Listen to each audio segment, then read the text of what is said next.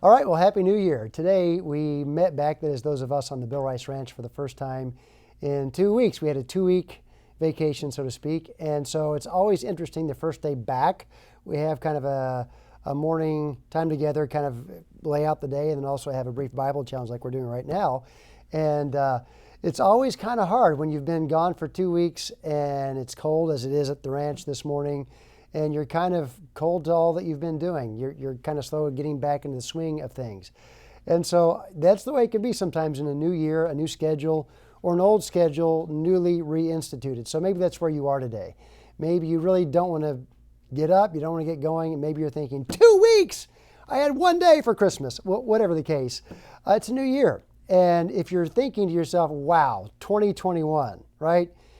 All my troubles are behind me. 2020 was like the worst of all years, and we got all of our problems done in 1 year, so done with that. Well, guess what? We don't know that 2021 will necessarily be better. Now, I'm an optimist, and I look forward to the new year.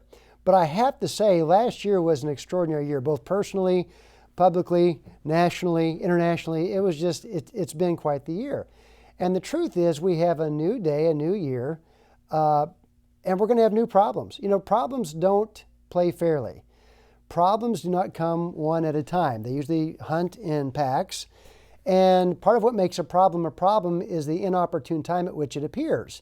How many times have you thought to yourself, man, if this had just happened yesterday, it wouldn't be such a big problem. Well, it wouldn't be a problem at all, because half of what makes a problem is when it shows up, when it knocks on your door and you're not ready for it.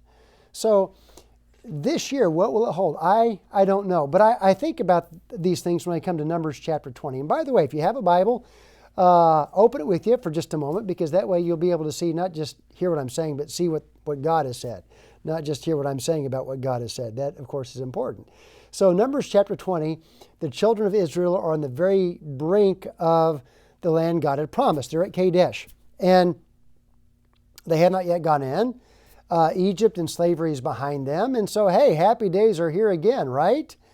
Well, there are always new problems with a new year or with a new land. And so I don't know what the new problems will be. If they were old problems, then I'd know. But because they're new problems, I don't know what they're going to be, right? That's part of the reason these are problems. But Numbers 20 verse 2 says, "And there was no water for the congregation, and they gathered themselves together against Moses and against Aaron." If you've ever led people, whether it's a third grade class or your own home or, at work in some way, you know that sometimes problems that are not problems you chose become yours and become amplified because everyone blames you for the problems. That's where Moses and Aaron were. There was no water. Now, in Murfreesboro, no water, not a huge deal because we have it around. But if you're, say, in a desert environment where there is no water, this is a life-changing, life-altering, life-threatening problem. And that's the problem with which they came to Aaron and Moses. And they blamed Aaron and Moses as if this was their idea or their provision, and it was not. Verse 3 says, we looked at verse 2. Verse 3 says, "And the people chode." I think that means they just took a long finger and shook it in Moses' face. The people chode with Moses and spake, saying, "Would God that we had died when our brethren died before the Lord. We wish God had killed us when he killed Korah and those other rebels, and here we are in the wilderness dying slowly without water. We'd be better off if we had just stayed in Egypt." It's amazing that in their hearts they never left Egypt, Acts tells us. They were still in Egypt in their hearts. And they said, it would have been better for us to be in slavery. Here were people wishing for leeks and onions and garlics and fish when they had freedom. Most people would rather have certain slavery than uncertain freedom. And that's where these people were. They were no longer slaves, so they didn't have a daily portion from Egypt. They were living by faith, and God was taking care of them. Now look, this is a new day, a new year, and you're going to have new problems. And I just want to tell you something, that you can only go forward. You cannot go back. These people wanted to go back to the slavery from which God had freed them. And sometimes the past, as good or bad as it may be, is a little more comfortable because at least we know what it is. The future, we do not. We have not seen it yet. The people say to Moses, "And why have ye brought up the congregation of the Lord into this wilderness, that we and our cattle should die there?" And they called the land that God had given them an evil place. It wasn't evil. Just because times are not easy does not mean that God's plan is evil. So what am I saying? can I just tell you, you can only go forward. And today, I would say for this new year, fix your eyes on what is ahead. Learn from the past. Don't live in the past. And remember that God will provide for you. If you trust God, God will provide for you.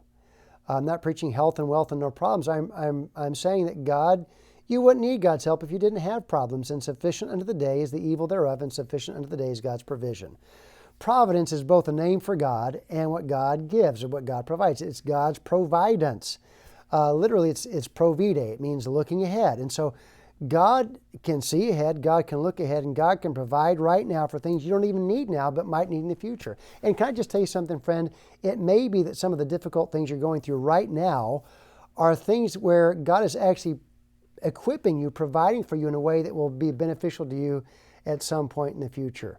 I'm not making light of the difficult times you're having. I'm not trying to be Pollyanna about those problems. I'm simply saying that God will provide ahead of time, and you can only go forward. So it's a new day. It's Monday as I speak this.